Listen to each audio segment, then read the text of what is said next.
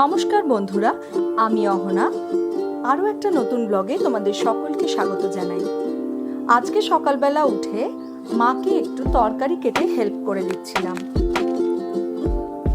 এখন স্নানটা সেরে নিয়ে ভেজা জামা কাপড়গুলো একটু মেলে দিয়ে এলাম। তুলসী গাছে জলটা দিয়ে নিয়ে আজকে নিত্য পুজোটা সেরে নেব। আজ আরও অনেকগুলো কাজ ছিল। আজকে আমার শ্বশুরমশাই আর শাশুড়ি মা গ্রামের বাড়ি যাচ্ছিলেন, তাই আজকে বাড়ির অনেকটা দায়িত্বও আমার উপর রয়েছে। সকালবেলা চলে গিয়েছিলাম একটু রিহার্সালে, তারপর বিকেলে আমার মা আমায় সাজতে একটু হেল্প করে দিচ্ছিল। এরপর আমার সাজা শুরু হয়ে গেছিল, কারণ আমার অনুষ্ঠানটা সন্ধেবেলাই ছিল।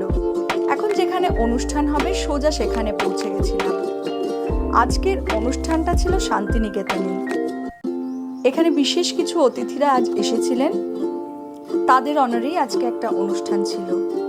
আমার একটা সোলো পারফরমেন্স ছিল আর একটা গ্রুপ পারফরমেন্সও ছিল।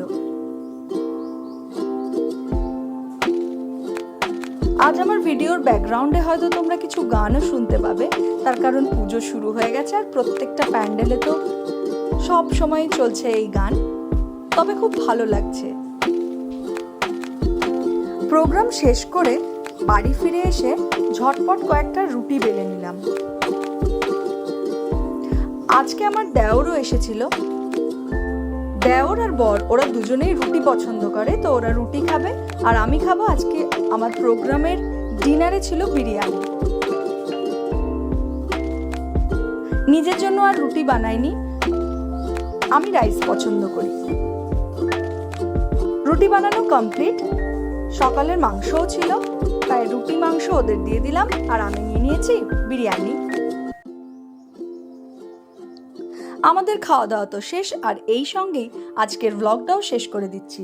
আমার চ্যানেলে যারা নতুন আছো তারা অবশ্যই চ্যানেলটাকে সাবস্ক্রাইব করবে, লাইক শেয়ার করতে ভুলো না কিন্তু, আর কমেন্টে আমায় অবশ্যই তোমাদের রিভিউ জানাবে। টাটা।